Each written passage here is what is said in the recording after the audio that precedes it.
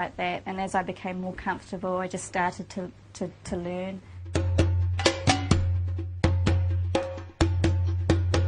I didn't wear that straight away. It took me probably 6-7 months with that as well, just to get comfortable with it. And I used to wear it to work. I kind of did it the opposite to a lot of other sisters I know who have reverted to Islam. They used to wear it in the weekends and not to work. Well, I started wearing it to work and not in the weekends. And it was the funny thing was my husband didn't even realise I was wearing it because he used to go to work before me. I'd go to work with my scarf on. I'd come home and take it off, and then he'd come home, and then one day he went to work late and he and saw me wearing my scarf, and I was like, what? So alhamdulillah, it just, you know, everything comes, alhamdulillah, when it gets into your heart, and when I'm ready, and Allah guides you. When I started wearing the scarf, it was funny. It was actually after the death of my husband's grandmother, and during the time when people used to come and sit, I wore the scarf out of respect. And just from wearing it that one day, I felt, well, I feel really comfortable with this. I'll just see how I go, type of thing. So I started wearing it to work, and the first few days I just said it was because of the death in the family. I didn't want to explain.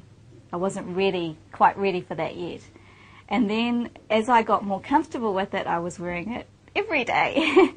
And they weren't shocked or anything like that. They were just curious. They would just ask me outright because they knew me very well. I'd been at that job for nearly 3 years. So they knew me really well.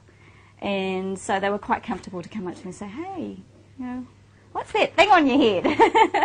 And I would explain to them, you know, why I was wearing it. And once they got the explanation, they were happy. It didn't bother me about it, you know. They were fine about it. It was just, I just looked a little bit different. Otherwise, in terms of dealing with me at work, it was the same.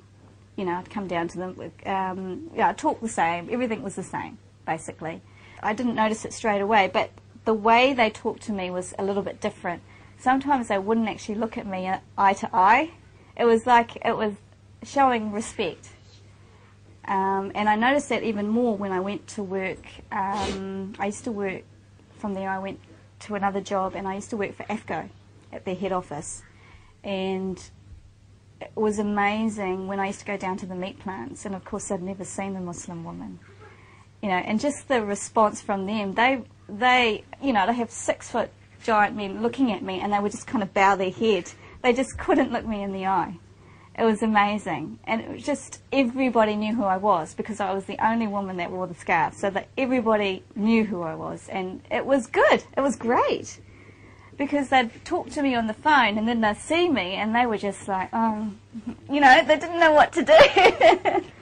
So in a way, it was, alhamdulillah, I got a great response because people started asking questions about Islam.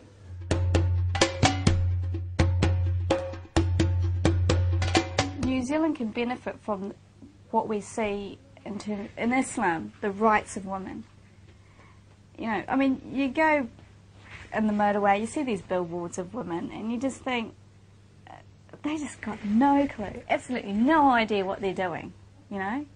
And they have no idea just how much respect, you know, Muslim women have in the house, with other sisters, with brothers, because we are respected for our deen, we are respected for our intellect, we're not respected for our bodies, we're not seen as sexual objects, you know. And I think New Zealand women need to see that they're not sex objects, they're people, you know. Allah Ta'ala made them, and they need to be treated equally as men, and Islam can give a lot. And we had a lot of rights way before non-Muslims did, you know. And it was one of the things that I found surprising when I first started reading, was the books I did read were specifically about women. And because that was the biggest thing about Islam was, you know, what we see on TV, and the first thing you think about, and I'm sure most people do, is women are oppressed. You know, You see them covered head to toe. They're oppressed. That's it. Was colours. That's the end of the story. You know, and to know that we had rights when Islam came in, and these women are losing their rights. They haven't come forward. They've gone backward. And I think Islam, in terms of women's rights, can give a lot to New Zealand. They can show them the way that women can be respected for the right reasons, not the wrong reasons. Alhamdulillah, I feel I'm lucky that I've been brought up in New Zealand and I'm a Muslim in New Zealand. I think because it makes us a lot stronger than that. We have to be aware of the differences between non-Muslims and Muslims, and we have to be aware of our surroundings, of protecting our children. It's not like you're in a Muslim country. You take a lot of things for granted. You're eating halal food. There's no alcohol. There's a mosque around the corner. There's, your children are playing with Muslim children. All those types of things. We don't have that luxury here. We have to always be on our guard. And I think that makes us, personally, I think as a mother as well, it makes me a lot stronger because I have to be aware of what my daughter is doing. And she is following what I'm doing.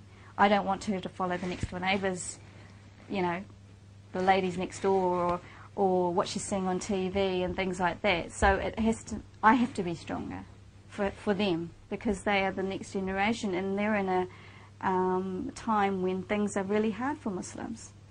And we have to be strong and positive about our identities, not be scared of being Muslim and being proud of our religion.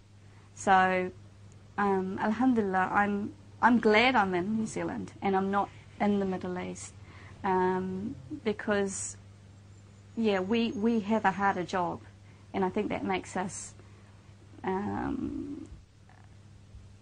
although we have to do the hard work, it does pay off, alhamdulillah. And I want to see my children growing up as good Muslims, inshallah. رب العالمين بسم الله الرحمن الرحيم الحمد لله رب العالمين